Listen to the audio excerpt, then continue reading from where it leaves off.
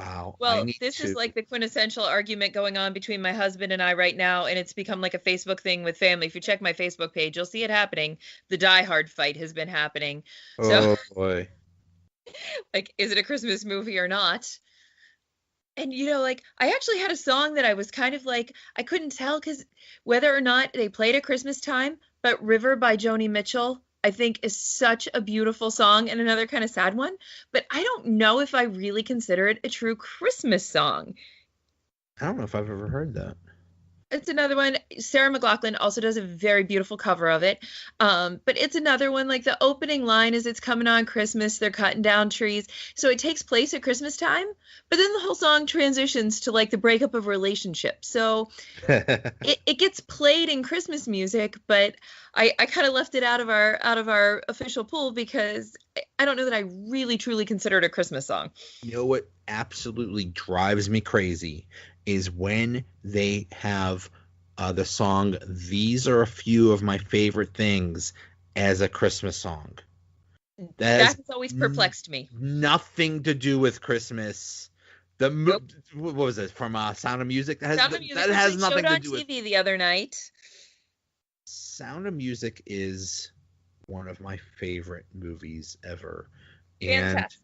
And it's funny because I have a daughter that I don't know how, but we got the Sound of Music soundtrack, and when she was really little, she had a lot of trouble sleeping, and we found that if we played the Sound of Music soundtrack, that would help her get to sleep. So we would play it like nonstop. Oh my gosh! And at first I hated it, and now it's like one of my favorite things ever. So years later, like my daughter's a teenager and she hears Sound of Music, the songs, and she's like, why does this sound so familiar? I'm like, because when you were a baby, you heard this nonstop. Yeah, it's a great movie. The songs are fantastic, but there is not a single anything about Christmas in that whole movie. No. So I've always wondered about that too. How did this become a Christmas thing? There are some other songs. I think just now because like especially like satellite radio is 24 hours for like 8 weeks of Christmas music. They just need to throw things in to vary it because they put in like one of the songs that they play is I've Got My Love to Keep Me Warm, which is a great old song. Billie Holiday did the best version of it, I think. But again, not Christmas. Cold weathery maybe, but not Christmas. But I think they just have to fill time. Yeah. Now, I just remembered a song which is actually my absolutely all-time favorite Christmas song ever, and that is Christmas in Hollis by Run DMC. Good choice. I love that so much. Are you adding this to the poll, or are you swapping that out for one of your previous picks? You know what? I'm going to swap it out. I'm taking out Santa Claus. I'm taking out Bruce Springsteen. All right, I fully support that choice. Run DMC is a much better pick. Oh, I love that so much. Okay, so here are ones that we didn't pick. Silent Night, Winter Wonderland, Rudolph. Oh, Rudolph. God, I'm tired of Rudolph. Joy to the World. Oh, you know, another one I was thinking of adding. The song with Bing Crosby and David Bowie. Little Drummer Boy. Yes. No, Little Drummer. No, Do You Hear What I Hear? Isn't it Do You Hear What I Hear? No, it's like Peace. Oh, Mom, I'm not singing. Whoa. But it's a little it's like a mashup of Peace on Earth and Little Drummer Boy. Okay. It's definitely Little Drummer. I know it. I just have word finding problems these days. Jingle Bell Rock, Frosty the Snowman, Jingle Bells, Here Comes Santa Claus, Holly Jolly Christmas. Oh, that's a good one too. I thought about that one. Santa Baby. Oh, I'm so sick of Santa Baby. Yeah, it's kind of annoying. Yeah. Oh God. And here's the controversy there. Baby, It's Cold Outside. Are people actually upset about this? I tell if people are actually upset or not. I have never taken that song the way some people apparently take it. I kind of always took it like she really wanted to stay, but she knew that people would talk, so she was going to say what she was supposed to say. There are two variations that I've seen that are so funny.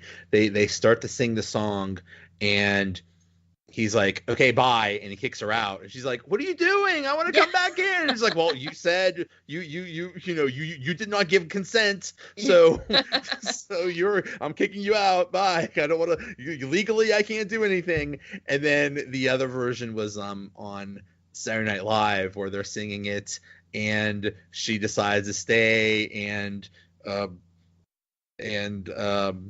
things happen, and he's basically.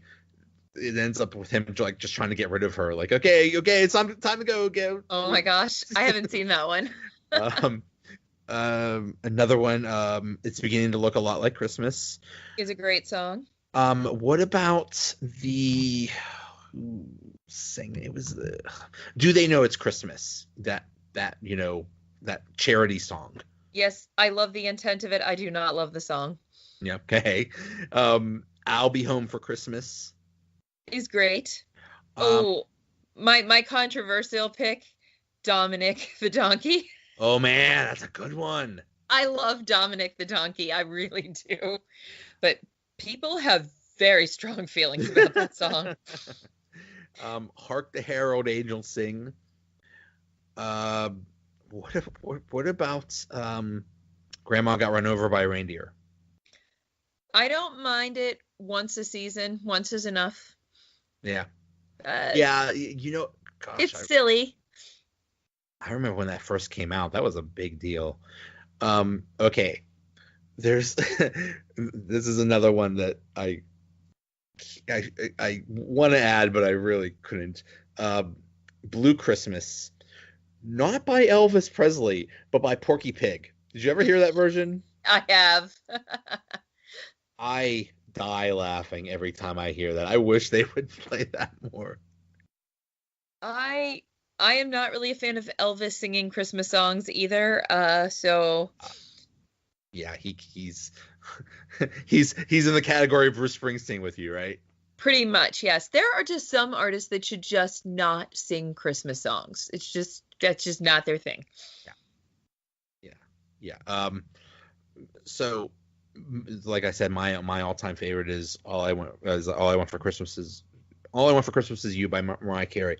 For a while there, they threw in when she did that duet with Justin Bieber, and I wanted to rip my ears off so I didn't have to hear that song anymore.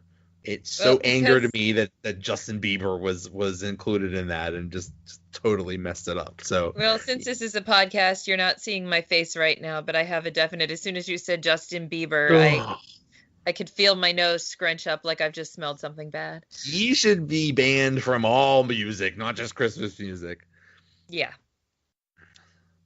I'm hoping that my daughter does not ever jump on the Justin Bieber bandwagon. I think he's run his course. Yeah, I think he might be done. How old's your daughter? She's 9. Yeah.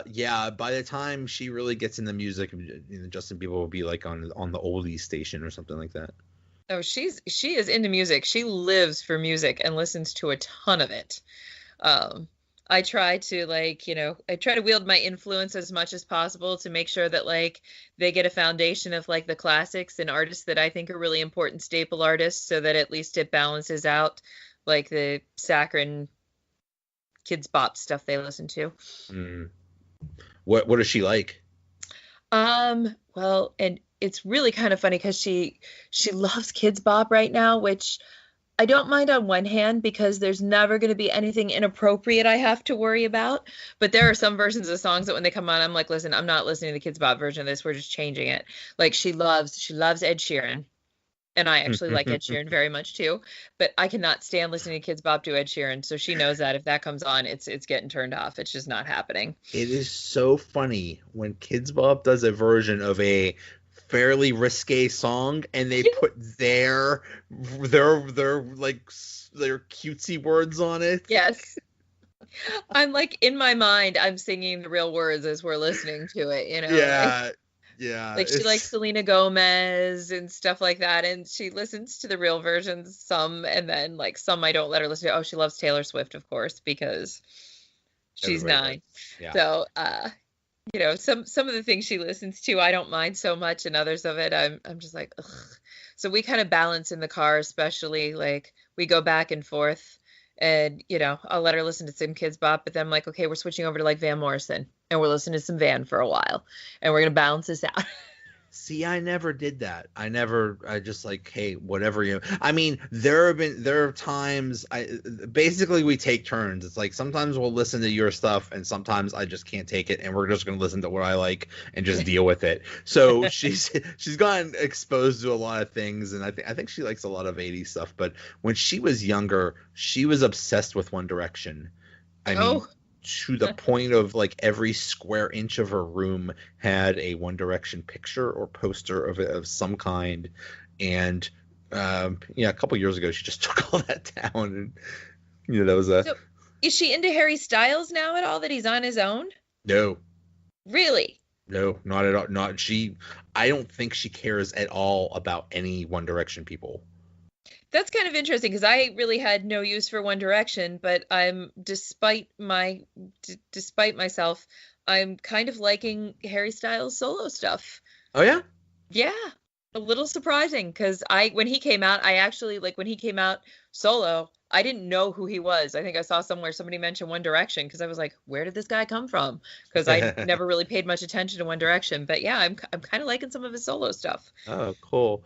I always remember there's I'm a fan of an English soccer team called Leeds United, and one of the One Direction guys, I'm not sure which one, said I guess he's a fan of like the rival team or whatever, and he put out a tweet that says nobody likes Leeds, and the Leeds Twitter account said, well, nobody likes your solo career. Ooh, ouch.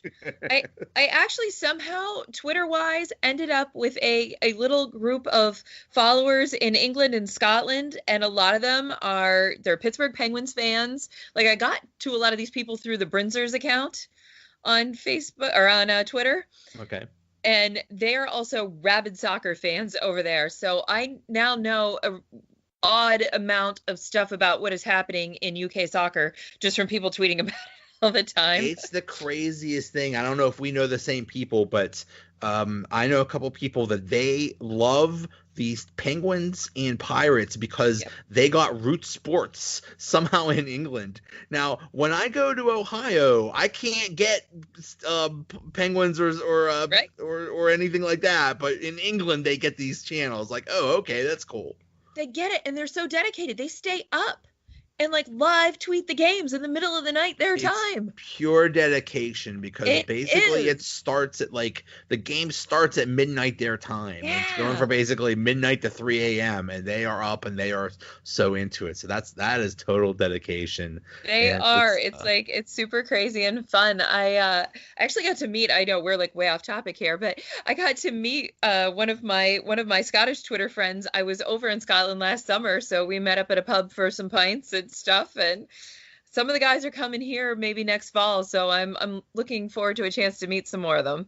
That is great. Yeah, I met a couple friends and they were disappointed that they didn't hear enough people with like the Yinzer Pittsburgh accents. That's funny. All right. Well, thank you so much. This was so much fun. Oh, you're welcome. I'm so glad I could do it. Thanks for having me. Kristen Doerschner at Chris Doerschner.